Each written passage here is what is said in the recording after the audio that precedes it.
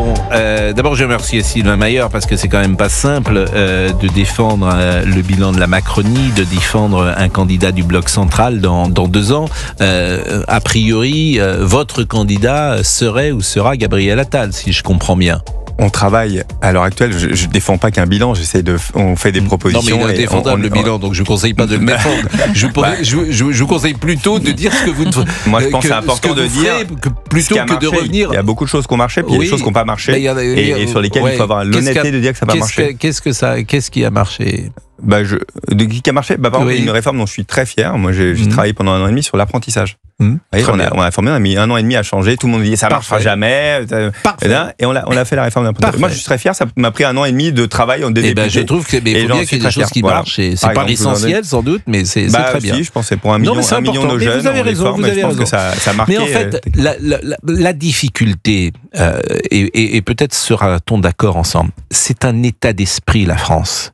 Et cet état d'esprit qui est infusé depuis 40 ans n'est pas bon. Et c'est ça qu'il faut changer.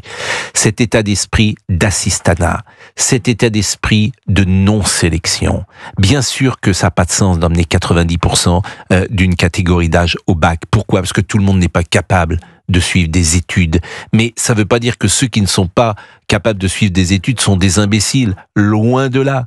C'est-à-dire que dès l'âge de la 5e, ce qui se passait avant, dès l'âge de la 3e, faut orienter différemment, parce que vous mettez plein de jeunes dans des facs avec aucun résultat à l'arrivée. Vous faites Parcoursup, qui est une usine à gaz. Vous promettez des carrières professionnelles à des gens qui n'en auront en fait jamais, parce que ça n'a pas de sens d'être dans une sous-école de communication, etc., qui ne sert absolument à rien. Vous le savez comme moi. Donc, faut être plus professionnel. C'est pour ça, Pascal Pro, que je suis très fier de vous dire qu'on a réformé l'apprentissage. Mais c'est un état d'esprit qu'il faut changer. Il faut dire oui, le mérite. C'est pour ça que c'était dur de réformer l'apprentissage, parce que tout le monde nous dit maintenant, l'essentiel c'est de faire des études et de faire du bac plus 3, bac plus 4 en sociaux. Je suis d'accord avec vous. Alors oui, le mérite. Oui, la vie est dure. Oui, la vie est dure. Oui, la compétitivité. Oui, la hiérarchie. Oui, la compétition. Oui. Alors, par exemple, moi, ça fait plusieurs jours, je dis pas de chômage pour les moins de 30 ans. Pas de chômage, pas de cotisation non plus d'ailleurs, ils gagneront mieux leur vie. Mais moins de 30 ans, tu te retrousses les manches. Il y a du boulot, il y en a plus. Alors si t'as pas de RSA pour les moins de 30 ans, je parle pas de ceux évidemment qui ne peuvent pas travailler, qui sont handicapés, qui sont en situation. Je parle pour un gosse de 24, 25 ans, 26 ans. Pas de chômage. Il y a du boulot partout. C'est ce qu'avait dit d'ailleurs Emmanuel Macron. Il y a juste à traverser la rue. Et vous avez vu tout ce qu'il a pris comme. Mais c'est là qu'il faut être courageux. Mais moi je suis d'accord. Et moi j'ai toujours dit qu'il était courageux de dire ça. Mais oui, mais il a très courageux de dire ça. Mais pourquoi par exemple c'est ça changer? Je pense qu'aujourd'hui la France est. Contrairement à ce qu'on pense, les Français sont peut-être prêts à accepter ça. Un changement radical. Sur la sécurité, au bout de la 5e, 6e, 7e, 8e ou 9e fois de récidive, les gens ne sortent plus. Ils sortent plus, vous protégez la société. Je sais pas si c'est la 5e, là. Je parle évidemment de la délinquance. Il s'agit pas de petites choses. Mais quelqu'un qui a été condamné 15 fois, il y a un moment, il sort plus. Alors, évidemment, on créera des endroits d'humanité, bien sûr, mais c'est plus possible. C'est ça que je veux vous dire. Et ça s'appelle un état d'esprit. Et celui qui portera ça et qui changera l'état d'esprit des Français, à mon avis, celui-là, il sera peut-être entendu. Parce que les gens, en fait, ils en ont assez. En tout cas, moi, j'en ai assez. Pour tout vous dire, j'en ai assez de voir mon pays dans l'état dans lequel il est. Parce que, bien sûr que vous en avez assez. Enfin, on ne peut pas aller dans la rue le soir, dans certaines villes de France, sans imaginer prendre un coup de couteau.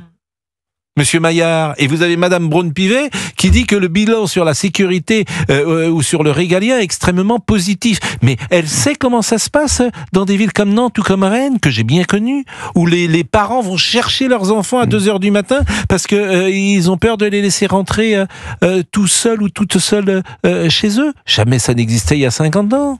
Alors, je veux bien que la société change, mais là, faut quand même retrouver un petit peu de sécurité. Et c'est pour ça que la période des 2 ans qui est là est importante. Je parle plus que vous. Non, mais je vous écoute. C'est rare. Oui, c'est rare. La période des 2 ans est importante, parce qu'il y a beaucoup de choses sur lesquelles moi je suis d'accord sur le fait que. Vous êtes d'accord avec moi? Oui, il y a plein de choses sur lesquelles je suis d'accord avec vous. Il faut une prise de conscience. Mais oui. Et il y a un débat qu'a lancé Gérald Darmanin dessus, sur la reconnaissance faciale. Vous dire, non, c'est de la liberté. Vous savez quand quelqu'un on le reconnaît avec une caméra, on est capable de l'arrêter tout de suite. Pour le moment, on dit bah non, mais et la majorité des Français. Qu'est-ce qui va vous la majorité des Français n'y est pas favorable. Moi, je suis favorable à la reconnaissance faciale. Il y a des technologies qui nous permettent. Nous ne pourrons pas mettre un policier derrière chaque citoyen. Ça, éthiquement, j'en sais rien. Financièrement, ce n'est pas possible. Donc, à un moment, il y a aussi une mentalité. Il y a des changements à faire. Moi, je pense que ces 2 ans, c'est aussi le moment de dire des choses, de dire ce qu'on doit faire, et il y aura ce qu'on peut faire évoluer maintenant. Il faut le faire évoluer, et puis sinon il y aura des décisions à prendre dans les 18 mois qui viennent. Finalement, vous allez vous rapprocher de Bruno Retailleau, c'est ce que vous me dites. Non, mais il y a des choses sur lesquelles moi j'essaye d'être à mon petit niveau. Ah non, vous n'êtes pas petit niveau. Excusez-moi, vous êtes député de dire des choses. Ouais, j'essaie d'avoir une parole non, mais vous êtes libre pas petit et niveau. avoir une complexité de réforme, parce que les Français sont très ambivalents. Oui. Ils vont vous dire des choses, et puis quand on les sonde, ils vont voter exactement l'inverse. J'ai connu ça 10 fois dans ma vie politique. Donc je crois qu'il faut dire très clairement ce qu'on veut faire. Et puis, à un moment, il y aura un choix à trancher par. Dernière chose, Adeline, est-ce que vous êtes prête à faire des efforts comme l'a demandé M. Bayrou ? Non, je n'en ferai pas dans la mesure où j'en fais déjà en payant ma TVA à 20% ou à 5,5 avec mes courses ou mes réparations de voitures, donc c'est hors de question. J'en fais aussi par le tassement salarial que je subis déjà depuis plusieurs années en tant que fonctionnaire d'État. Donc c'est non, je ne ferai aucun effort. C'est-à-dire, vous n'avez pas été augmenté, les fonctionnaires d'État ne sont pas augmentés en fonction de... Mais bien sûr que non. Là où ce matin, vous échangiez dans votre précédente émission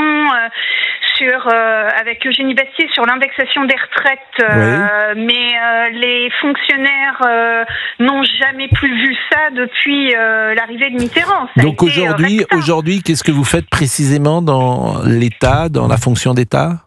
Je suis professeur des écoles, donc aussi une variable d'ajustement pour les différents gouvernements. Qui est un métier magnifique et qu'il faut valoriser. Et vous gagnez combien aujourd'hui ? Là, au bout de 15 ans, je suis à 2150 € net.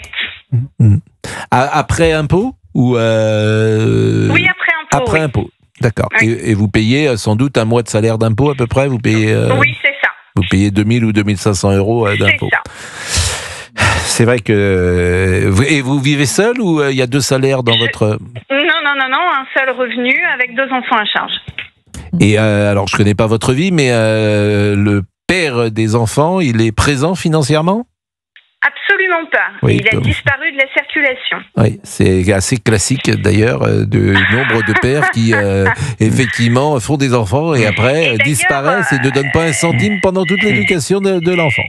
Et d'ailleurs, je voudrais revenir juste sur un point que M. Maillard a évoqué, où j'allais dire, d'un point de vue philosophique, je me raccroche à cette phrase qui dit que M. Maillard a prononcée en disant qu'il sait collectivement que nous devons nous mettre au travail, mais il faut savoir quand même, M. Maillard, qu'il y a une catégorie socio-professionnelle qui n'a pas accès au travail, et je pense notamment aux mères seules qui sont tiraillées entre aller travailler et ramener de l'argent à la maison et pouvoir faire garder leurs enfants sur ce temps-là. Je peux vous dire que ce soit l'accès à la garde ou l'accès au travail, c'est une dichotomie folle.